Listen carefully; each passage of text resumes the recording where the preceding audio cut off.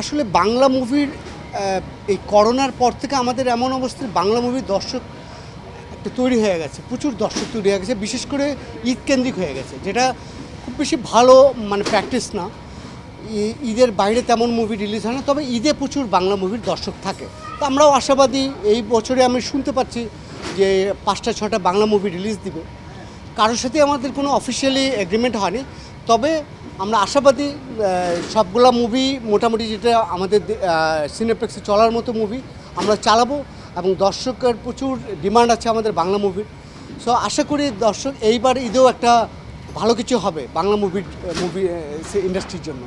আজকের আয়োজন তো আমরা এই দিনটার জন্য অপেক্ষা করি প্রতি বছর, যে সাংবাদিক ভাইদের সাথে আমরা একসাথে বসে ইফতার করব, পাশাপাশি বসে মুভি দেখব। তো এইবারে আমরা তো এই আয়োজনটা করছি, পাশাপাশি একটা সুসংবাদ দিচ্ছি, আমরা নারায়ণগঞ্জে আরেকটি ব্রাঞ্চ ওপেন করছি, যেখানে 3টা হল থাকবে এবং এটা অত্যাধুনিক সাউন্ড সিস্টেম প্রযুক্তিতে করা। এবং আমরা ইনশাল্লাহ এটা দিয়ে আমরা নতুন বাংলা মুভি আসছে ঈদের শুনতেছি, তো আমরা চাবো যে বাংলা মুভি এখানে দর্শক প্রচুর চাহিদা আছে নারায়ণগঞ্জে। সো সেখানে বাংলা মুভি দিয়ে আমরা শুরু করতে চাই, নারায়ণগঞ্জের একটা নতুন শাখা বাংলাদেশের বাংলা মুভি দিয়ে আমরা শুরু করতে চাই।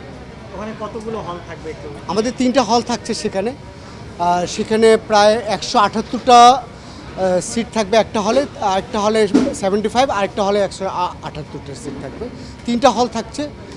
আর সেটা আমাদের বিজিবি ক্যাম্পে আমাদের অবস্থিত, জালকুড়ি নামের জায়গাটা নারায়ণগঞ্জে, সেখানে 3টা হল থাকবে। এবং ওটা একটা শপিং কমপ্লেক্স সীমান্ত টাওয়ার, সেখানে আমাদের এই নতুন ব্রাঞ্চটা থাকছে। এবং প্রচুর দীর্ঘদিনের একটা প্রত্যাশা ছিল নারায়ণগঞ্জবাসীর জন্য, নারায়ণগঞ্জে একটা নতুন ব্রাঞ্চ করা হোক। সো আমরা শেষ মুহূর্তে নারায়ণগঞ্জবাসীর এই প্রত্যাশা পূরণ করতে যাচ্ছি, এবং আশা করি তাদের আর এই কষ্ট করে ঢাকা শহরে এসে মুভি দেখতে হবে না, আর নারায়ণগঞ্জে বসেই সেম ওই ফ্লেভারে পাবে আমাদের সিনেপ্লেক্সের যে ইন্টারন্যাশনাল স্ট্যান্ডার্ড, ওই ফ্লেভারে আমরা নারায়ণগঞ্জে বসেই মুভি দেখতে পারবে তারা।